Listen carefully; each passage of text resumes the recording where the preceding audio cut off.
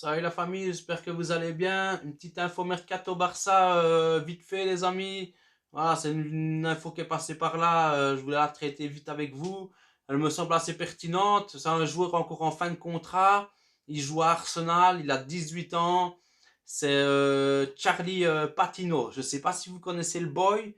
Et voilà, il est dans le viseur du Barça parce qu'il est en fin de contrat justement. Et il y a beaucoup de personnes qui le comparent à Iniesta. Moi, vous savez bien, j'aime pas les comparaisons. Mais c'est vrai qu'il a un peu ce profil-là. Il est très petit. Voilà, c'est un manieur de balle. Voilà, dans les petits espaces, il est très fort. Il conserve très bien la balle. C'est le genre à vous mettre des petites louches au-dessus du défenseur. Franchement, il a assez swagué dans son jeu. Moi, j'aime bien. Voilà, il est frais. Et moi, il me plaît assez bien. Il me botte un peu, ce petit-là. Je me dis que ça peut être une bonne occasion de le faire venir. Maintenant, je me dis s'il est si fort que ça, parce que j'ai regardé juste une vidéo ou deux, je me dis pourquoi Arsenal l'a pas prolongé plus vite. Mais apparemment, voilà, c'est en fait le truc, c'est que c'est un Espagnol. Enfin, il est à moitié espagnol, à moitié anglais, et lui, il aimerait bien venir jouer en Espagne. Voilà, là-bas à Londres, il fait trop froid, ça pleut et tout. Et il a beaucoup de sa famille qui viennent du côté de l'Espagne. Donc voilà, il aimerait bien retrouver son pays natal, il aimerait vraiment bien revenir là-bas. Et je pense qu'il peut vraiment être très intéressant, hein. Il a vraiment un toucher de balle qui est vraiment soigné, les amis. Voilà, c'est vraiment très propre. Il donne de très bons ballons. Je sais plus, j'avais vu une stat, c'est une 87 ou un truc comme ça de passes réussies. Euh, Dans le dernier tiers, c'est 90 et quelques pourcents de passes réussies. Donc il est très précis dans les passes. Maintenant, c'est un joueur, je trouve qu'il devrait tenter plus sa chance au goal parce que voilà, c'est un peu le problème comme les Gavi et les Pedri, c'est que c'est un joueur qui tente pas beaucoup, mais il a quand même mis des goals. Donc voilà, mais il faut que c'est un peu comme Pedri, c'est quand il va être à 2 mètres de la cage, il voit qu'il a pas moyen de faire une passe, il va tenter sa chance. Mais je trouve que voilà, il peut être assez pertinent, il a que 18 ans. Maintenant, ce qu'il arrive au Barça, il sera pas titulaire direct. À mon avis, il partira un peu jouer avec les juvéniles. Mais je pense que voilà, encore un joueur en fin de contrat qui peut être plutôt pertinent, je trouve, hein. Autre joueur sur qui on est, les amis, Gvardiol, le joueur croate de Leipzig. Voilà, il a que 20 ans. C'est un monstre en défense. Voilà, c'est une baraque un peu. Lui, je les imagine, lui à Roro derrière. Mais alors là, mon gars, il te faut une assurance vie pour passer. Je le dis souvent avec certains défenseurs. Mais là, il te faut une assurance vie parce qu'ils vont te découper, ils vont pas blaguer. C'est deux guerriers. Mais voilà, je me dis, on dit que le Barça, voilà, ils sont très chauds pour faire venir Gvardiol cet été. Mettre Gvardiol, c'est 70 millions d'euros. Et en défense centrale, on a quand même déjà Koundé et justement Aroro qui va revenir. On a aussi Eric Garcia, Christensen. Donc pour moi, est-ce que c'est une bonne idée de le faire venir? Maintenant, voilà, comme je vous dis, hein, voir lui et Aroro en défense centrale, ce serait magnifique. Si maintenant, alors à ce moment-là, Koundé devrait partir s'isoler sur la droite. Mais Koundé, on a vu qu'en équipe de France, des fois, quand il jouait sur la droite, c'était pas là où il était le meilleur. Et c'est un défenseur central. Et Koundé, depuis qu'il est là, voilà, il met ses passes D. Il est très important pour l'équipe. Et son entente avec Aroro est excellente. Donc, je trouve que pour mettre 70 millions sur un défenseur, autant mettre 70 millions à ce moment-là sur un latéral droit. Parce que j'ai vu aussi que le Barça disait que, genre, Trent Alexander-Arnold et Rhys James, c'était infaisable, c'était pas possible pour le club de faire une opération comme ça. Mais ils sont prêts à mettre 70 millions sur Gvardiol.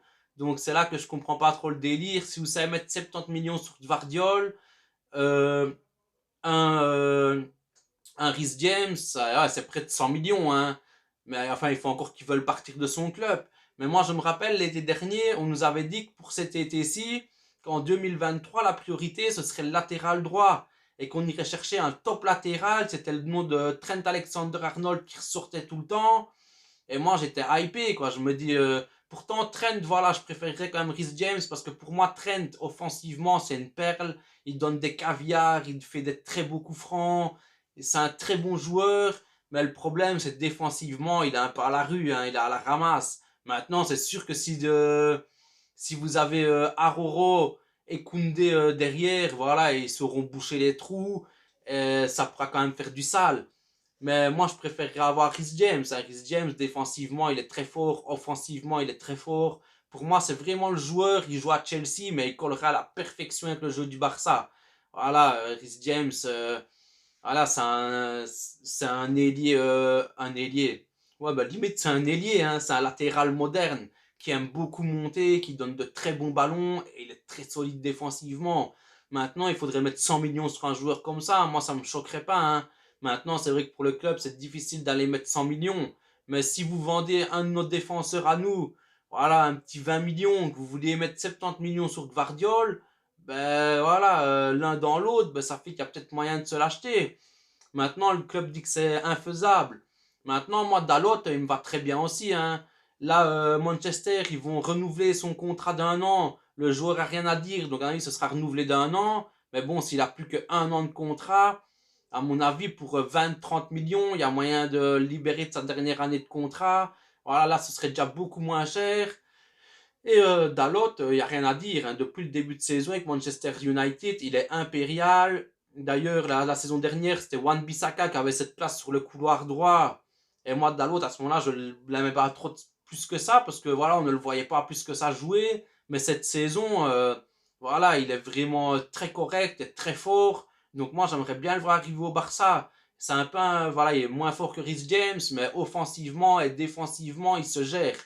D'ailleurs, même Cristiano Ronaldo a dit que c'était un des seuls, voilà, avec son interview polémique avec Pierce là à la télé anglaise. Il a dit que Dalot c'était un des seuls du vestiaire qui avait vraiment une rigueur, un peu comme lui, voilà, qui venait tout le temps aux entraînements à l'heure, qui s'entraînait comme un fou. Ronaldo, il a dit que les trois quarts des joueurs de l'équipe, pour lui, ils auraient pas une longévité dans le football parce qu'ils s'en foutent de tout, ils mangent n'importe quoi, ils font n'importe quoi. Mec Dalot, voilà, c'est un des seuls gars qui est vraiment sérieux dans cette équipe. Donc je me dis, voilà, c'est un moyen de l'avoir, ce serait génial.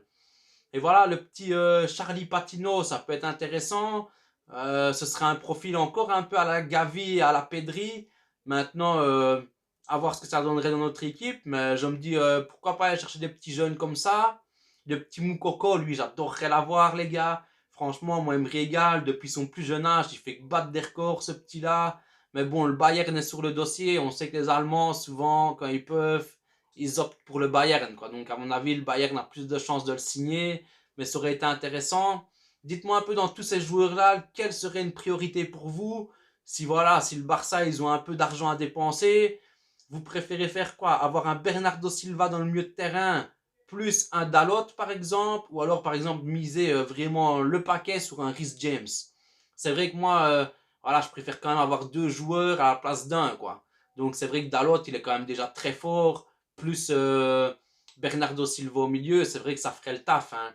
Vous avez Bernardo, Frankie de Jong en 6 et Pedri, ce serait magnifique, hein. On aurait vraiment de quoi voir venir, avec pourquoi pas un Joao Félix comme ailier pour venir mettre un peu la pression sur les Dembélé et tout ça qui se gèrent pas et qui font un peu n'importe quoi.